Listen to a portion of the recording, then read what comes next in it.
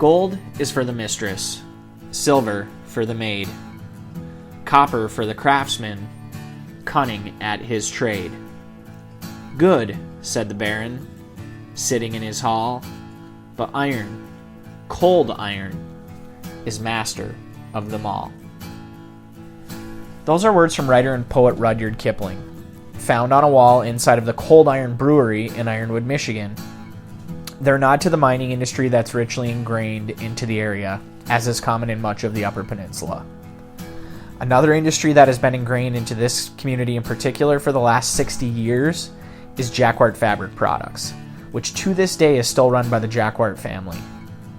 I was lucky enough to be given a tour of their facility by Gina Jacquart Thorsen, who is the president of the famous brand that we all know and love, Stormy Kromer. I've gotten to know Gina over the last year for my involvement in the Kromer Society Brand Ambassador Program. So it was really awesome to have a chance to sit down with her for this episode of the podcast. So, without further ado, let's chat it up.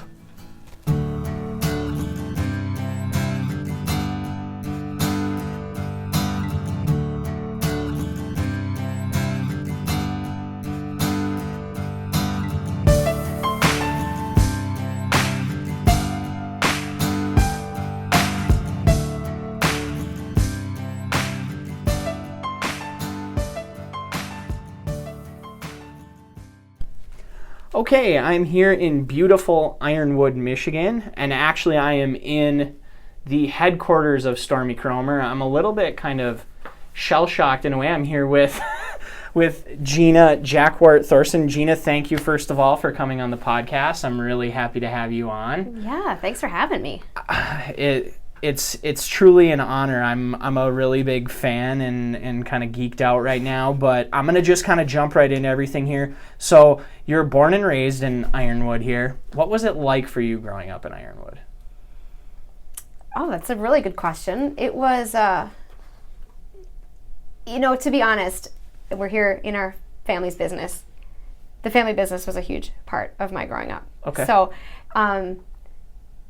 it's like, everyone knew me, right? Because sure. I was, your business owner's kid, right? Yeah. So everyone knows who you are. Sure. And so there's a little bit of responsibility, and I can't screw around too much because mom and dad are definitely going to find out. But it was a great childhood. I grew up in my great aunt's old house that my parents bought, and about 2 blocks from the elementary school that I went to. Very cool. Walking to school every day and then walking home. And so I never had the bus experience. I was all very in town. We were also just about 2 blocks from downtown Ironwood. So lots of strolls into town and walking with mom to the bank and, different places. Sure. So, it was a really, just everything we needed was sort of right here. And idyllic. It was kind of idyllic, yeah. And even into high school, I walked to school, and you walk the old railroad tracks, and it was a great place to grow up. I can totally relate to you saying like, I can't get too out of line because you'll like run into somebody that knows you. Right. I went through a lot of that growing up. My dad was a high school football coach and also reffed a lot of basketball for boys and girls varsity basketball. So it was one of those things where no matter where I went, somebody knew that who I was. So I kind of always had to be on alert. But so you mentioned graduating here from Ironwood as well. So that was around like 1993, correct? 93, yes. And you, like many other people, you said when I graduate, I wanted to get out. You wanted to get out, right? I was ready to go. I had all the visions. Yeah. And I went, here in the Western UP, a lot of us end up going to college in Wisconsin and Minnesota because it's closer than heading downstate. So I went to the University of Wisconsin, Stevens Point. Great school. Yeah. And for me, it was the perfect kind of distance away.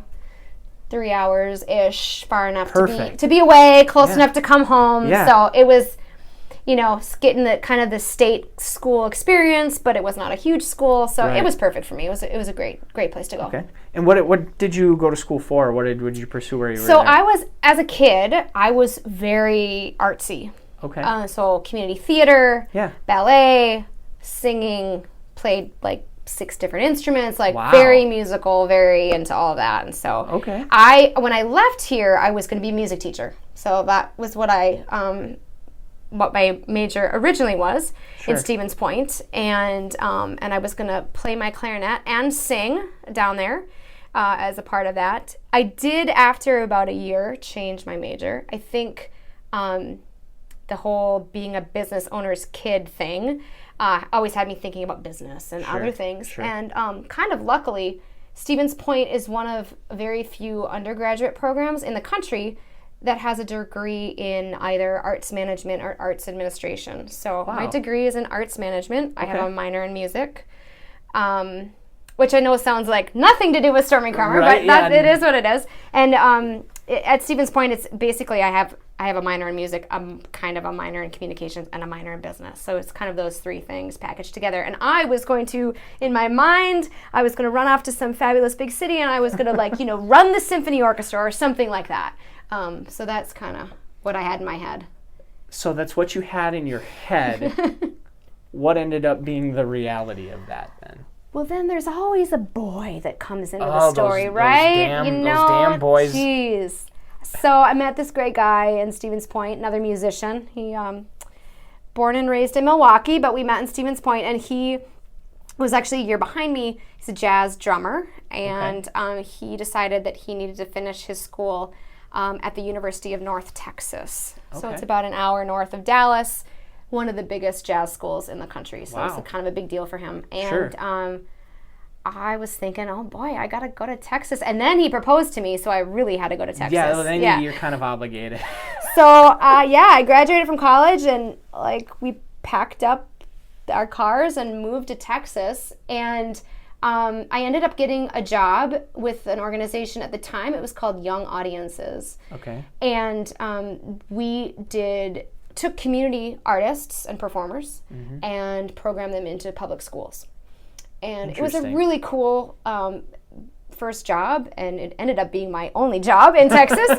But it did combine my earlier thoughts of education with my love of the arts. And then also it was, we were a nonprofit and we were fundraising and doing all that kind of good stuff too. So it kind of combined lots of things. And I was fortunate to join that organization when it was pretty small, but on its way of really growing. Yeah. And the woman who hired me, her name is Gigi Antoni. She really was a huge influence on me on showing, that a woman can lead a really awesome organization and spearhead growth and very cool. Be pretty significant, in their field. So I went on a wild ride with that organization, ended up changing its name, becoming really big, becoming sort of a national leader in community arts education, and it was awesome. I mean, talk about being right in your wheelhouse. I mean, almost if you could picture in your head what you went to school for, putting it into job form. I mean, it was fantastic, and it happened to be an amazingly awesome group of people. Yeah. That I worked with, and we moved, not only to a big, not only from a small town to a big city, but from the UP to Texas. Sure. Huge culture shock. Oh, I bet. Everyone thought I was from Canada. Everyone thought I talked way too fast. Of course. And so, it was, it was these people that sort of took Dave and I under their wings. Sure. And many of them are still very, very dear friends, and who now want to come up and visit us in our beautiful summers from Texas. Great. So it was a great experience. And Dave finished school, and we sort of just stayed. I had a cool job. Yeah. He started doing, he kind of realized that he didn't want to play in smoky bars for the rest of his life. So funny how that happens. Yeah, you grew up a little bit. Yeah. And he had always done construction, so he started a construction company, and I was doing my thing, and we were living the big city life, and, thinking, buying a house, and, doing what you do. Sure, so that was around... What, from a 12-year period, right? Yeah, maybe 11, 12 years. Yeah, 97-ish to 2008. 2008, yeah. So about 11 years, give or take. Okay, so we'll fast forward 11 years then. So what ended up really bringing you back up this way? Sure. So we always vacationed back here from Texas and tried to find time in the summer to get up here and spend some time. So up here a lot for that. And then my dad also, even though I wasn't in the business, we would have these he still wanted to keep me informed of the business. Sure. So we'd have kind of these family business meetings and talking with some of, his outside advisors, and just letting me, my sister had always been in the business. So she went to community college here in Ironwood and joined the business. Sure. So she'd been there, but I wasn't, and I still wanted, still part of my family and wanted to know. And so we had one of these meetings, and we were flying home from one of those meetings, and this would have been in 2008. And almost simultaneously, Dave and I looked at each other in the plane and said, oh, we need to be a part of that. It's time. And we had started, I think, to feel, I don't know, I almost feel like, it's going to sound super cheesy, but there is a piece of my soul that belongs in the Midwest. Sure. And we had kind of just done the best we could in Texas, but it had, just, we really didn't have the patience for it anymore, and the heat, and we would try to escape out to East Texas where there was kind of trees and lakes, but it wasn't the same thing. So that was building up, and it just seemed like it's time. And I actually was coming back up here a few weeks later by myself for I don't know, remember, it must have been the 80th anniversary of the historic theater here in town, and I was singing actually. And I said to my dad, I need some time just with you this weekend. And so we were sitting having coffee at his lake house, and I said, what would it be like if I came back?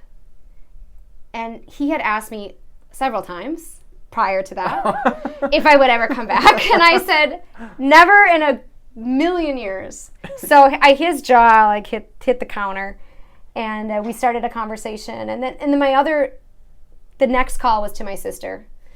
She's younger. Sure. And kind of had always had I want to be different than Gina. I'm not like Gina. Gina, perfect firstborn. This whole thing, right? Yeah. So the sibling dynamic. And we had gotten really close since I had moved away. Since I'd moved away, we had gotten very close. Yeah, funny. And I didn't want to ruin that. Yeah. And so I wanted to make sure that coming back was cool with her too. Sure. So that's important. Talked with her, and she was like, when can you come? So we started the process then. It's funny to me, from talking, you just telling your story, and the other Gina, apparently, I had the Michigan State bias first, now I have a Gina bias. I only interview people. It's a great name. Yeah, so this coming back and vacationing back here, coming back and visiting, and it's like the more you kind of keep coming back, the more you start falling back in love with your hometown. And then finally deciding okay, making this jump. And it's not an easy thing to do. There's a lot of stuff that you have to work out. As great as it is to think, hey, let's move home, there's a lot that goes into, okay, yeah, all right, we're going to pick ourselves up our whole life and bring it back to our hometown. Right. I'm sure it had to have been a process. Yeah, for us, one of the things was we had lived 1,500 miles away. And he had a business going? Yeah, and but we were super independent. We went to Texas. We didn't know a soul when we moved down there. So I had gone from being in this small town where everyone knows my last name, everyone knows who I am. Sure. I go to Texas, my last name doesn't mean a hill of beans of anything, right? So right. How do you got to find a mechanic you trust, and what hospital do you go to? All these things that you just overwhelmed, and Dave and I, together figured it out. And so we ended up being really just really independent. And so one of our big worries was, okay, now we're going to move back, and there's going to be the pop-ins and the unexpected, some people, and our parents are right there, and are we still going to be able to have that independence? So exactly where we moved for us was the key. And I know I'm on a UP podcast. I'm going to say I'm a bad Uper.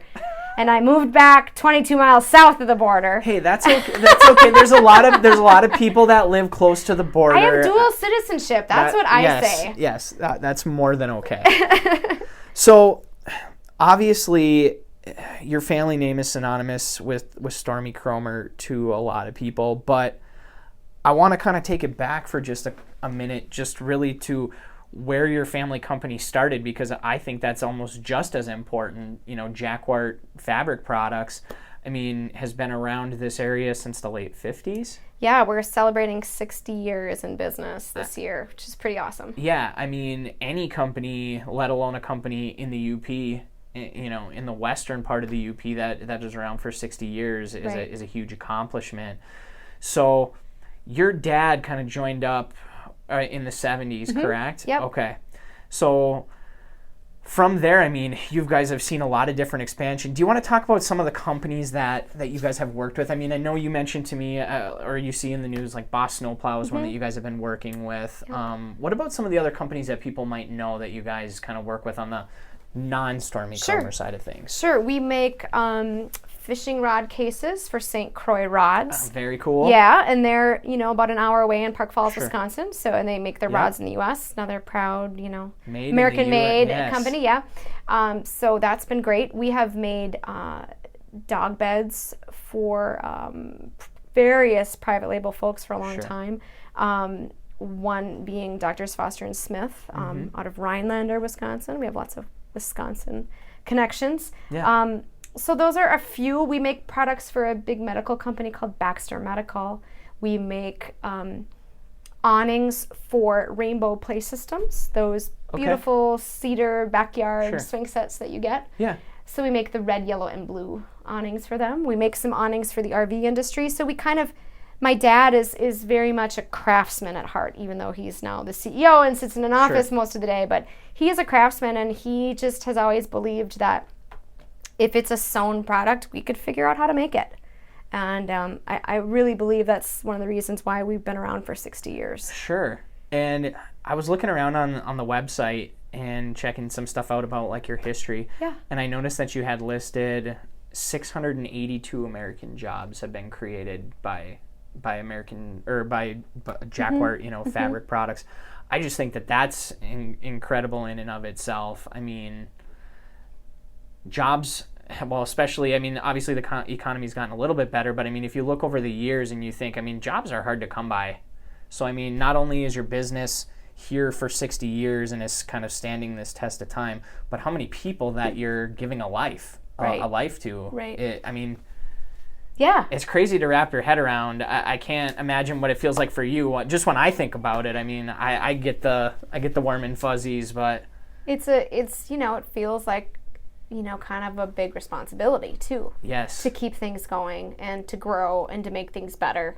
Sure. And we have some really amazing employees. We have folks who've been here 30, 35. We have one gentleman, we have a gentleman who's started here pulling out staples out of couches when he was 15, and he's still working here, and he's in his 50s. So we end up getting some folks who stick around and stay with us a really long time, and that's, you know, it's an honor that someone's going to come and give you 20 years of their life. Yeah, and they work hard. Yeah. I mean, you just took me on the tour of the facility here, which is super impressive. If anybody listening, if you have not come over to Ironwood and taken the tour, please do. It's a free tour. It's highly informative, but it's very impressive. You have, 90,000 square feet or something like the factory? That. Mm-hmm, I mean, it's big. I mean, it's big time, which is kind of a nice segue into, I mean, obviously a big part of that is Stormy Kromer. Right. So for those that are listening that don't know, Stormy Kromer was started by George Stormy Kromer and his wife Ida back in the very early 1900s. The company moved to Milwaukee in around like 1919, and then was bought by Richard Grossman in 1965.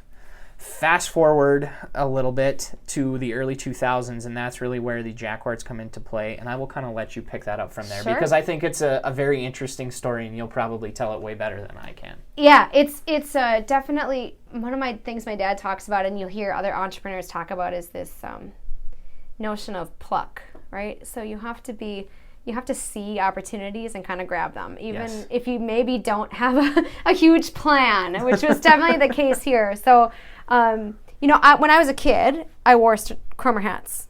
Sure. We all wore them here. Yeah. They were men's hats, and they were far too big for us, but we wore them skiing, and we would put our ski heel pins around the earband, and it was just, and my dad, you know, everyone wore one. So in like 2001, a local shop that sold the hats called down to Milwaukee to place an order for our hats, and he was told that they were no longer making them. The Kromer Cap Company also still makes, actually, they're very lightweight cotton caps that like welders wear. A lot of times they're polka dotted or like American flag. Yep. So their real success was happening with those caps, so they weren't going to make the winter caps anymore. Sure. So this gentleman, Mark Fitting, called my dad right away and said, Bob, you've got a sewing factory. Kromer hats can't cease to exist. Sure. Go make them. Yeah. So my dad goes down to Milwaukee. He meets Dick Grossman, as you mentioned, who is the owner. And Dick actually says to him during their meeting, the problem with this hat is that the entire demographic is within a 60-mile radius of Ironwood, Michigan. And it'll never grow beyond that. So with a really just like a gentleman's handshake, my dad buys the hat, basically. Sure. Sends a crew down there to watch them being made, Yeah. so we can learn all the steps, and he brings it back. And there's all kinds of cool stories about it coming back too that we can see if we want to get into some of them. But and some of the slight changes we made to the hat when we took it on. What kind of changes did you make? So we really wanted to, he wanted to honor this legacy, right? It was already a 100-year-old hat, or just about when he bought it. But there are a few changes, and this will, you can help determine the age of a hat if you see them around. So the main thing is the signature on the back. So once we started making the hats, we embroidered Stormy Kromer's signature. Okay, it's not actually his signature. I wish that it was, but it is it is an old-timey signature. It is. With the 1903, and that goes in the back of every hat. And I mentioned on the tour that the patent for the hat has been expired a long time, so someone could knock it off, and seeing that signature was a way to say, this is the real deal, right? It comes from the real deal. Yeah. He originally wanted to, like on a red hat, the signature would be red, and on a blue hat, the signature would be blue, because he was afraid, especially for the sort of older clientele who had been wearing a Kromer cap their whole life, that this would be too jarring if it was contrasted. And I know in some of your other episodes you've talked about the Finnish population, right? So one of the old Finns in town stormed into the store one day after, early on when we were making the hats, and he pulls off his hat and he points at the back of it and he says, I can't read the signature. So my dad figured if this old dude wanted to see the signature more prominently, he would do that. So we changed that. We added the story in every hat, which we hear lots of people talking about. Oh, if someone gives me a compliment, I take off my hat and I read them the story. Yeah. So it kind of tells that George and Ida story. And the only other change that we made, the brim used to be made out of, the inside of the brim was like a heavy canvas. Yeah. Then eventually it became like a cardboardy kind of thing. Yep. And we have changed it to a really flexible plastic. Nice. Mainly for durability, issues. So other than that, it's pretty much what Ida stitched up. Okay. So that was, your dad bought Stormy Kromer at around like 2001-ish, I believe. So now you had mentioned obviously you didn't really get involved, like full-time involved, until around like 2009 when you moved back. Mm-hmm. But obviously there were some other things that were added to like that Stormy Kromer line before you got back here. I know the ladies line came around like 2005-ish. I mean, do you want to talk a little bit about? Yeah, there was a few. There were a few things added early on, apparel-wise. The Mackinac coat, our kind of signature, premium men's coat, kind of the throwback hunting style, came pretty early. A wool vest. I mean, we were, kind of looking to other wool-based outdoor companies, your Woolrich, Filson. That was kind of what my dad was kind of going, targeting at that time, that kind of look. The ladies thing early on, I'm gonna say, was a bit of a stretch. So in the a lot of times you hear in like hunting and fishing or outdoor industry that ladies products, that the way you make ladies products is you just shrink it and pink it. Yeah. And unfortunately, the first go at the ladies hat was a pretty much shrink it and pink it kind of thing. So, we had a shorter brim, and of course there was a pink and there was a white, and so that started. The real kickoff to the ladies' line was the pedal pusher. Yes. Which happened after I was back. Okay. And I was actually, we're sitting here in my office and I'm pointing at a closet. I moved into this office and I'm cleaning that closet out. And I pull out a man's black hat with a very crudely cut flower attached to the side of it. And I pull it out, I'm like, what is this? And my dad said, well, that was your mom's idea. Now, my mom has not worked in the business for years. Okay. And when she did bookkeeping. So, you know, sure. So right? She wasn't in product design. Yeah. So I said, well, what happened with it? And he said, I don't know. She had that idea and just kind of didn't go anywhere. Okay. And I said, this is a genius. Yeah. Yeah, because wasn't the flour just like scraps that had been left over, essentially? I mean, you said it was a crude flour, but yeah, it was kind of just, you know, she just took a pair of scissors and cut something out. Sure. And kind of attached it. You know, not really great. So, you know, I was like, this, you know, if we just put some time into this and get it right, this is going to be game changer. Game changer, absolutely. So I don't even remember the year that was, but you probably found it in your research. I don't know. I did, but I don't want to sound like a know-it-all. That was huge, and I do think the whole ladies' line has been a lot of fun. Sometimes I say that Stormy's probably rolling around in his grave over, you know, pink flowers on his hats, but at least Ida is finally getting some recognition and getting some tribute. So it's been, the reception by women has been really fabulous. It's funny, if I'm at a trade show or kind of out any kind of public thing, you still hear men that refer to it using, well, it isn't, we call it an F word, but Elmer Fudd. Oh. You know, which we're not a fan of, and it is actually not the same hat, but okay. No. So, but they have this, that's kind of, you know, that's an Elmer Fudd hat, and I think, and I'll be wearing one of my, you know, pedal pushers. Sure. And I'm like, do I look like Elmer Fudd? Yeah. I'm thinking no. Yeah. And women just feel like they look really cute, and like they're warm, but it's fashionable, and it's still kind of a statement, and it's just been really fun to embrace that whole new audience to the brand that was ignored for 100 years, basically. Absolutely. Yeah. And think of all the other things that have spawned from that, like for the ladies line. I mean, you've got, well, obviously different clothes, but I mean, you've got accessories and the mittens, and I mean, bags. And, the tote bags and all that kinds of stuff. So, I mean, it's interesting, that dynamic, but just the whole thing in general, just because it's more than just a product, it's a lifestyle. It's truly a lifestyle. It is. And we're constantly humbled by that, by the way people feel about this hat. Like, you on the tour, you saw, we have, I don't know, at least a dozen pictures on our back picture board of weddings where the entire wedding party is wearing Stormy Kromer caps. Yep. We have probably at least half a dozen, if not a dozen, times someone has called us and said, I just closed the casket on my grandpa and his Kromer went with him. Like, this is a fairly common occurrence to us.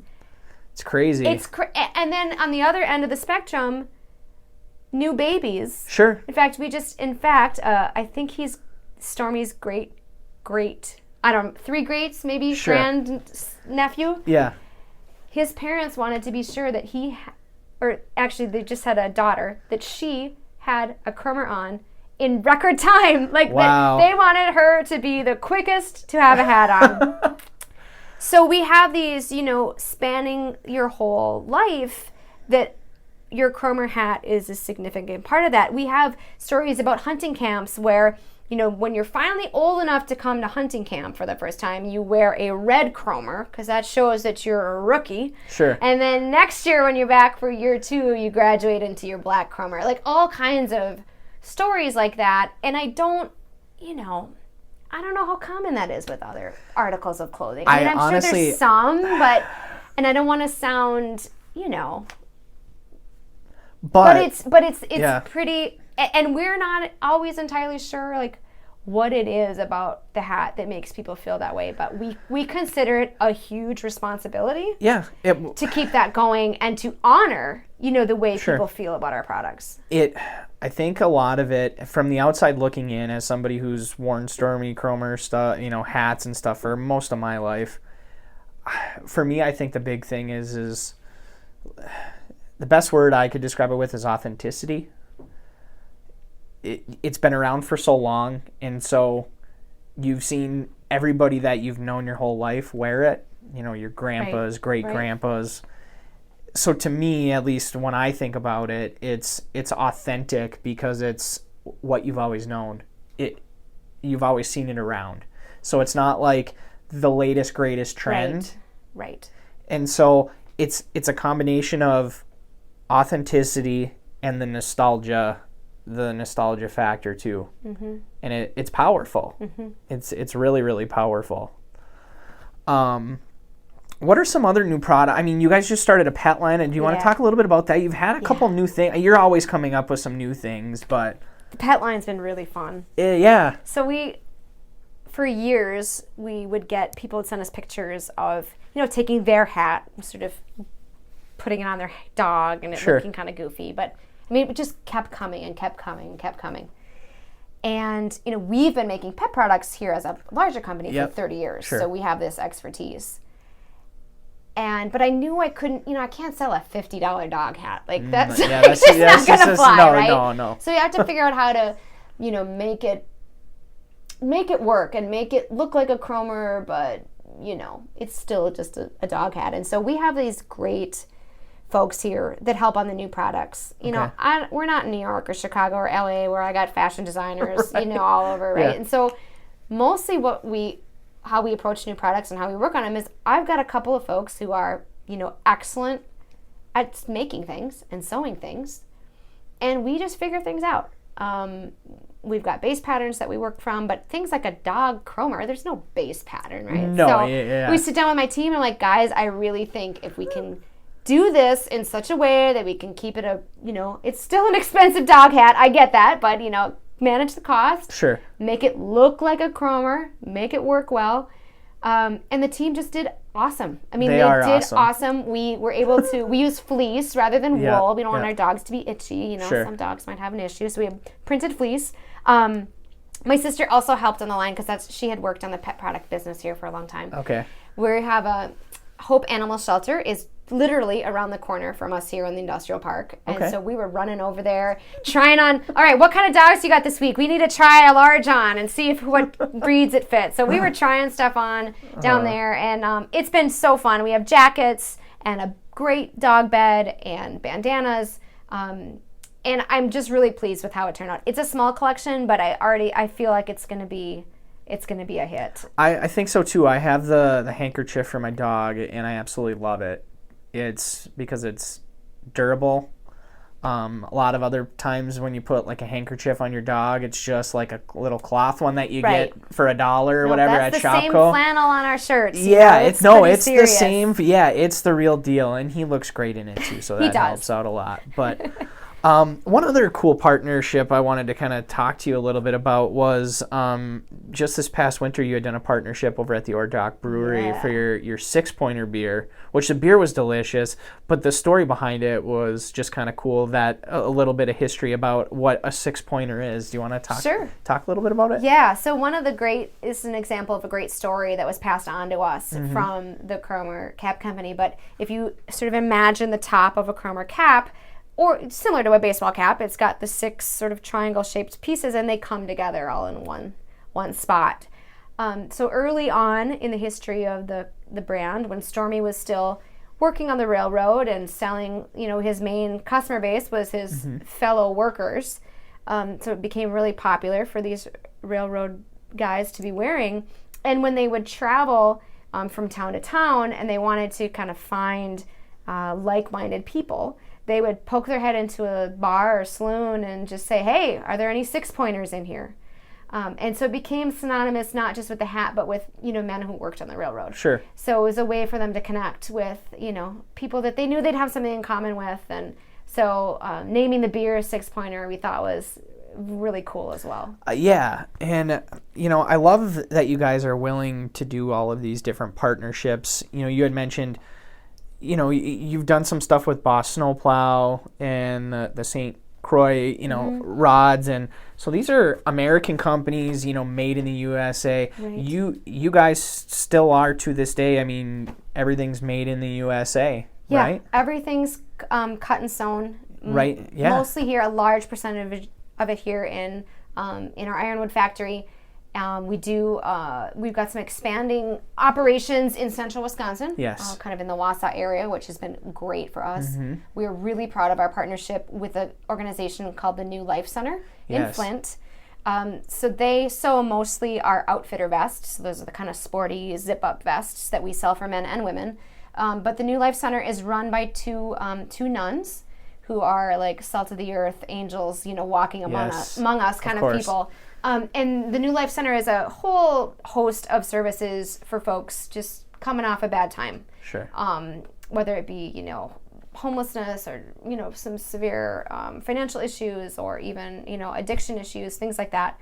They have a food pantry and a library and daycare and, a gym and just all this stuff. And they have a few work training programs. Yeah. And one of them is industrial sewing. Sure. So about, might be 3 years ago now, they loaded up a van and brought these women here to train. Wow. These women had forget being in the UP. I don't think they'd ever been out of Flint. Sure, this was a huge life experience for them. So they drove up here. They would spend the day here at the factory learning how to make a few products. And then we took them to Lake Superior. We took them up Copper Peak. Yeah.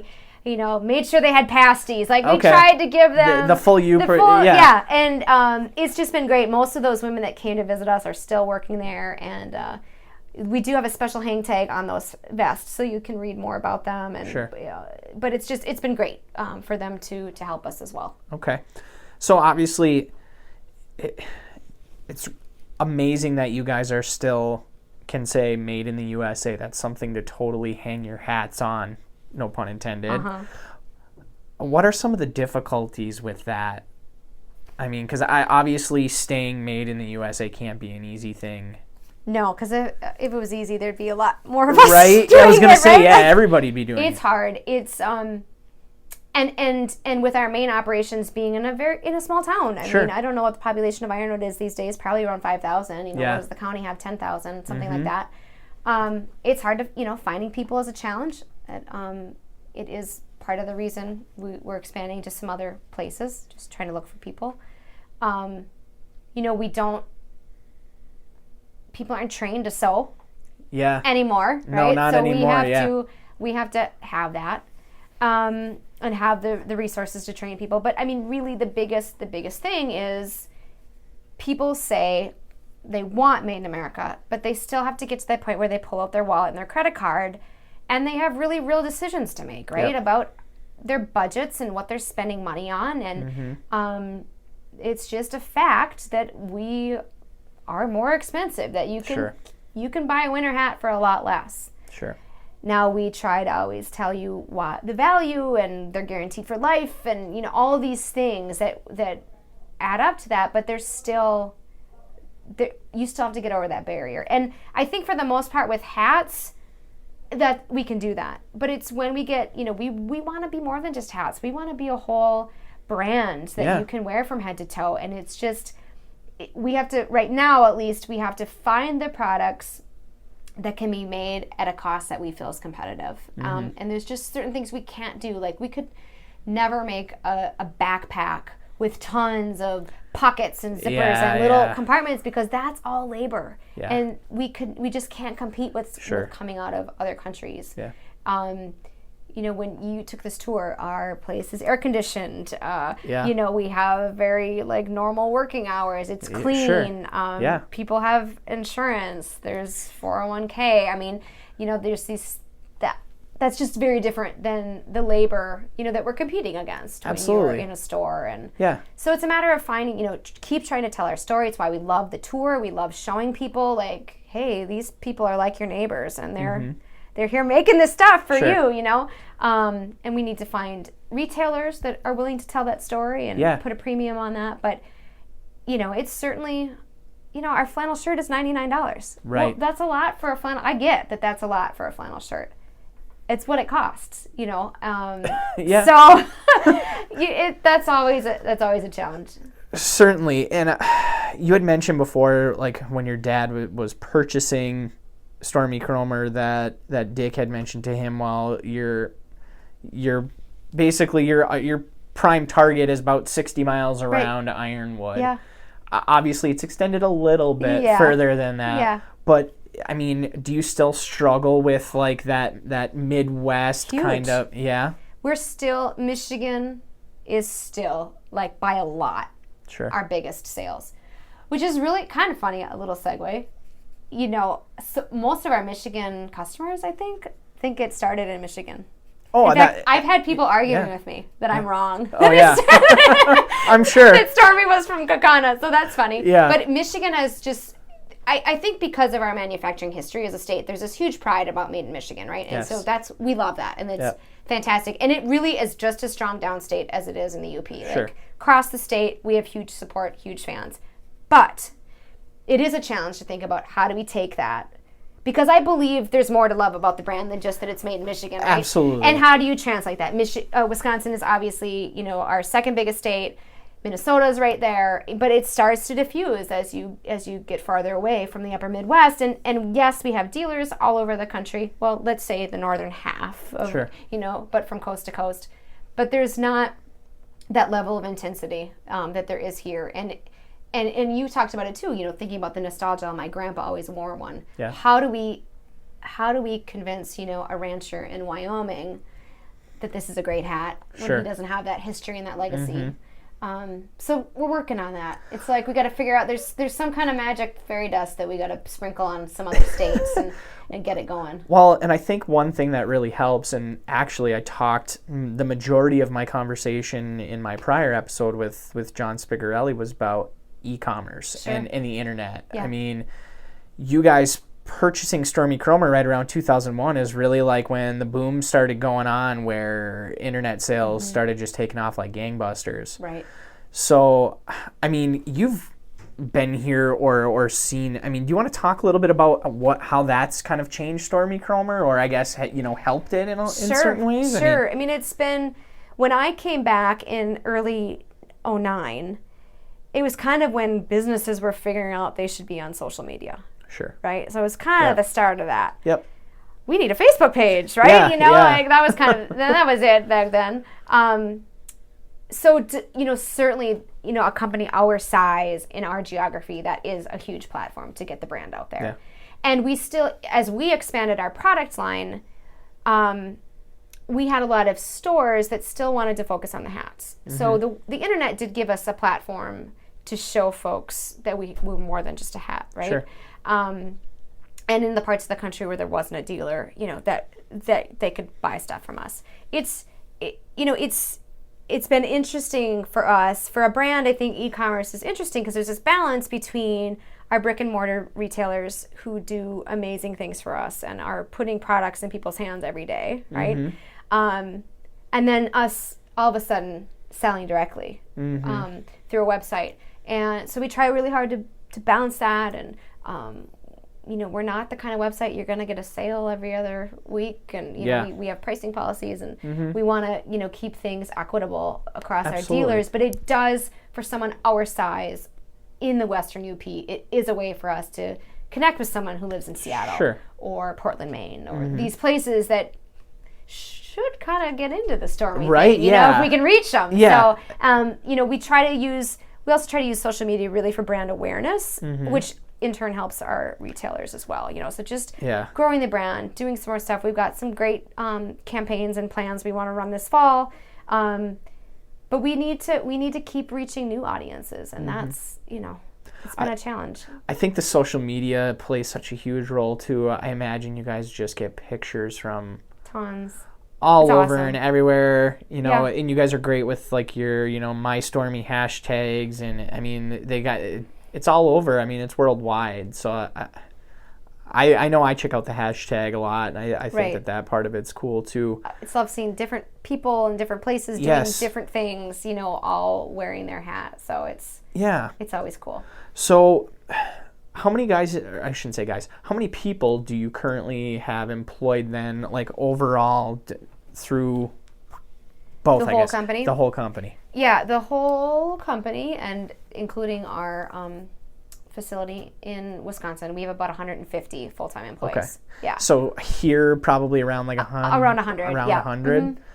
So again, that goes back to you're putting in a very small town, Right. putting 100 people to work. Yeah. I mean, that's huge. Where, I mean, obviously you can't give away too much of what you have coming up here, but I mean, where do you see things heading for you guys moving forward here, without giving away the secret recipe too much? Right. Yeah, that's a really good question.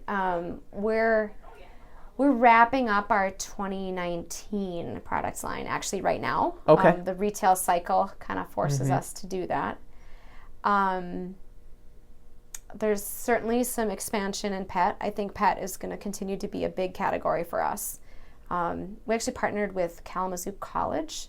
Oh, wow. They did with one of their business classes, and one of the student groups did some research, and they came up with like over 70% of Stormy Kromer owners are dog owners. So that's a pretty high correlation. So we want to keep expanding there and using our years of expertise to bring out some good products. I think if I look just down the road and look a little further, I think you're going to see us finding other domestic manufacturers that we can partner with to expand our line. Like, we can't be good at everything. Sure. And we don't have the right equipment to do everything. Sure. And do all sorts of products. So we're kind of on the hunt to find other folks that we can partner with that are experts. In fact, for instance, our shirt production is moving to a factory that all they do is make shirts. Oh, okay. Here in the U.S. Yeah. But they make shirts all day long. And we did a fine job making shirts, but there was a lot of time invested in that. And we're really good at making hats. And we're really good at making big wool outerwear. Sure. And that's what sort of our folks are trained to do. So we're going to focus on more of what we do best and look for some other partners so that we can expand our line. I would love to have a larger bag offering than we do. We just lack some of the equipment and some of the experience. Sure. I'd like to do even more shirts. We used to do wool pants. I'd love for us to get back into that. Yeah, so that would be great. Just looking there. We're also working on we're just re-looking at some of our messaging and how we can capture some of that stuff you talked about, the nostalgia, the sense of place, the authenticity, and just make that more clear to people that that's what we're about. Like, we're kind of about that. We happen to do it through a hat, right? Yes. Like, to say we're a hat company just like kind of doesn't do it. So we're working on that. That's interesting. You might see some new marketing messages from us and some new campaigns and we're also, I can't give details, but we're working on a few more like super cool collaborations that I think are going to be really awesome. Coupled with some Michigan companies. Fun. Yeah. Very fun. Well, I mean, you did one with Carhartt. That was super cool. I mean, they're down near Detroit, so that was really awesome. And I can't believe when we were talking about some of the other stuff with like the internet and different things, I can't believe I missed this, but your brand ambassador stuff. I mean, that was big for helping you kind of spread your reach too, because that kind of started with you finding, in my opinion, cool people doing cool stuff that fit the brand image, not just located here in the Midwest. Right. And so you had all these people all over doing this really awesome stuff, kind of repping the brand for you.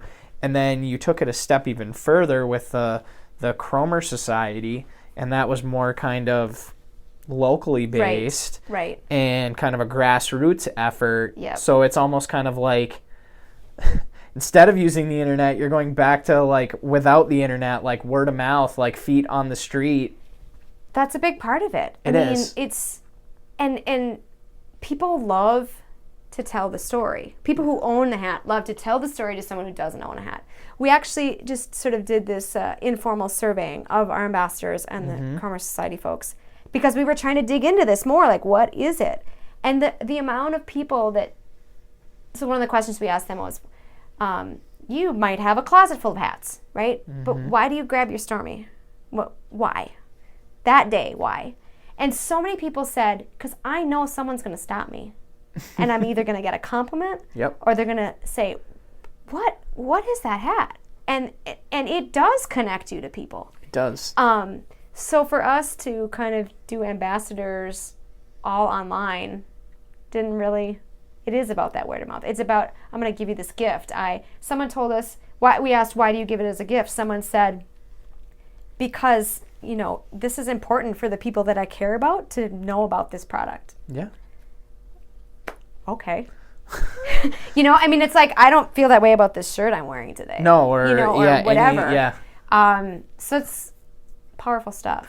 It really, really is. And it's exciting to hear you talk about it because obviously you're super passionate about it, but to also see it like in action, you're not resting on your laurels. I mean, let's be honest. It would be super easy for you guys to just say, hats are our bread and butter. We do it well. We're going to just be a hat company, and we're going to just keep selling a buttload of hats, and that's going to be our MO. Mm-hmm. But you're not resting on that. Mm-hmm.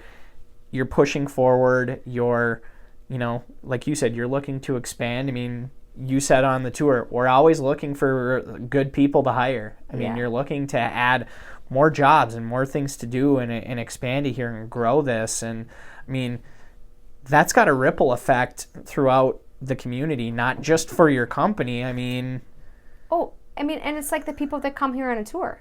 People come to Ironwood for our tour. There were 30 people in. And oftentimes we're the reason they came to Ironwood. Yeah. Right? Which, again, is very humbling to us. Yeah. But that means they might eat lunch somewhere. Yeah. Maybe they're staying overnight somewhere. Sure. They're buying gas, right? All these things over a 45 to 60 minute free factory tour, which we love giving and we love having them here. We've had a really busy summer for tours. We have been just like really putting a lot of people through. There was a young man on the tour who it was his 20th birthday today. And this is what he wanted to do for his birthday. For his birthday. Is come here. So, it's awesome. Like, to come to work every day, and there's stress, and there's deadlines, and there's all these people problems, all these things, right, that business has. But at the end of the day, I give a tour like I did today, and it's all worth it, because that's why we're here. And I don't know if you noticed, but we realized that some of the people that work here don't know some of these stories that we tell on the tour, right? Because we just, sign them up, get them to work, get them on the line, right? Yeah. So there was about 4 ladies who sew on the Kromer line who came over to listen to my introduction today. Really?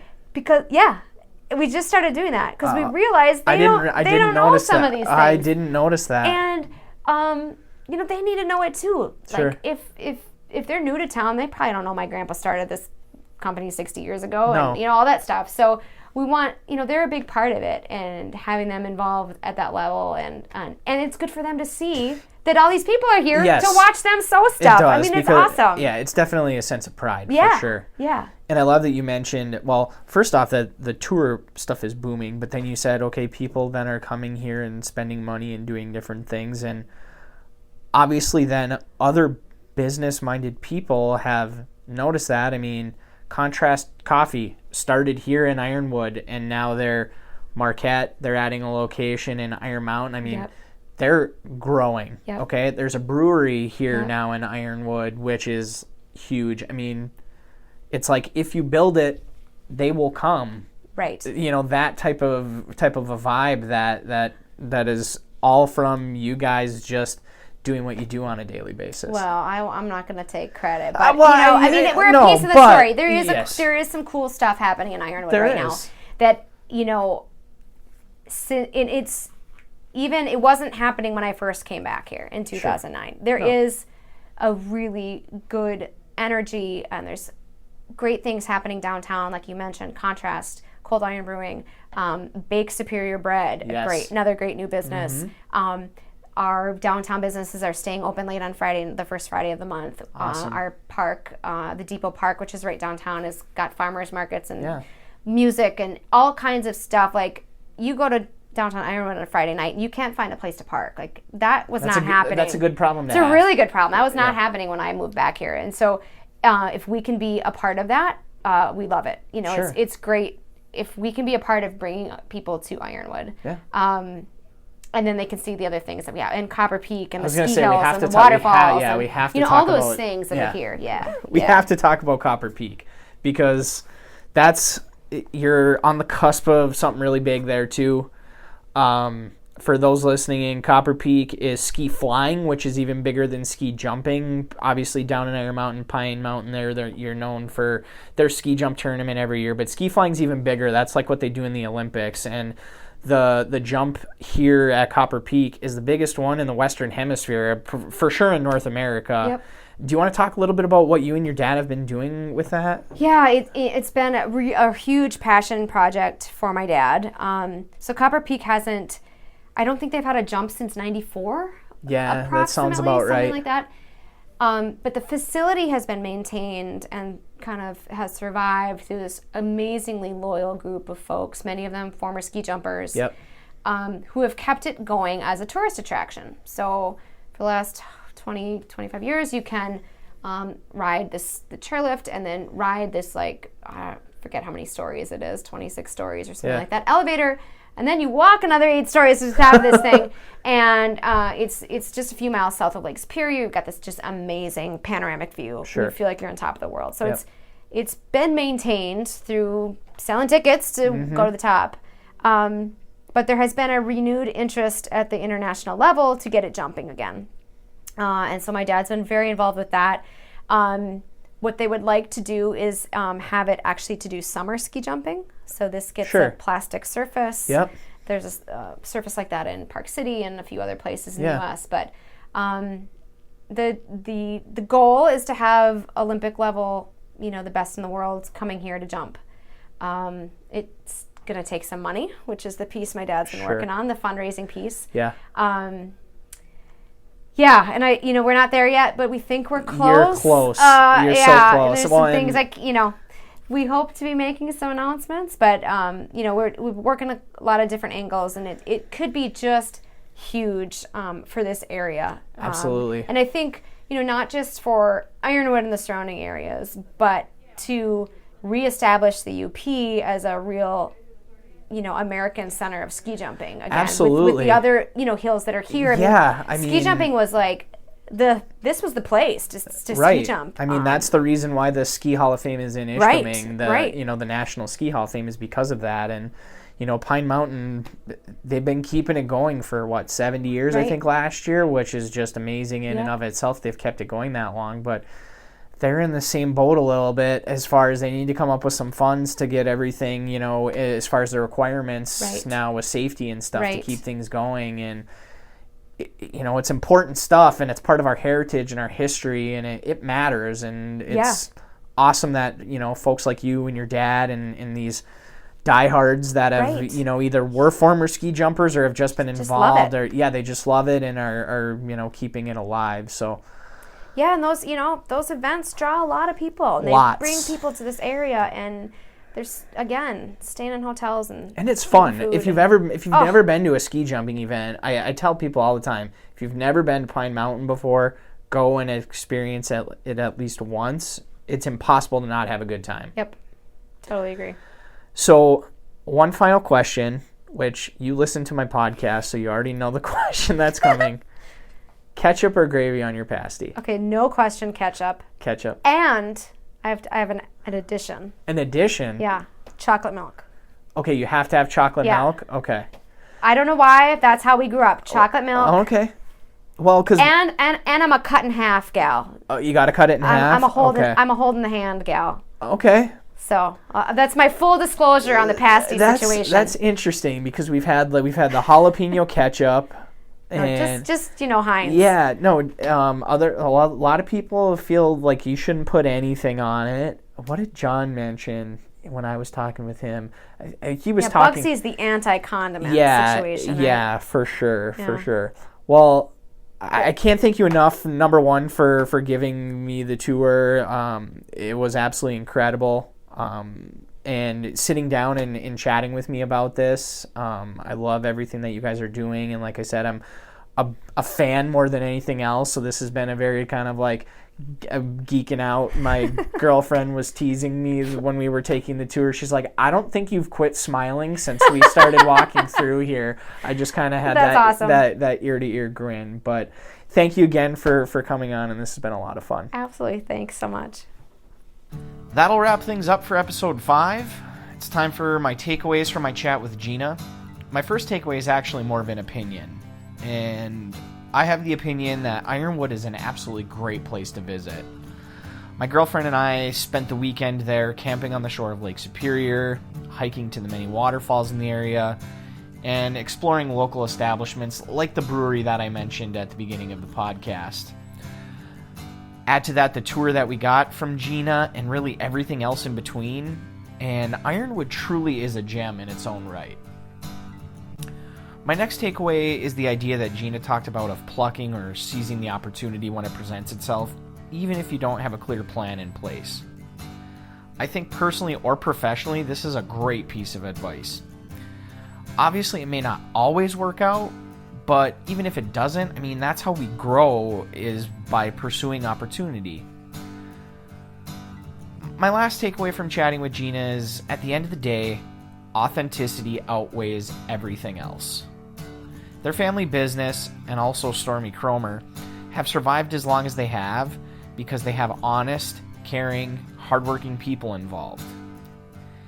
If you can be authentic to yourself and genuine to your family, friends, coworkers, clients, or customers, you're going to come out on top in the long run.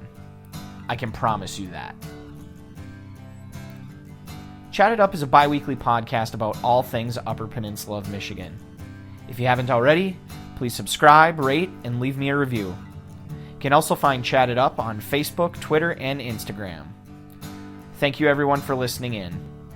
I'm your host, Shooter, reminding you to keep your chin up and your eyes forward.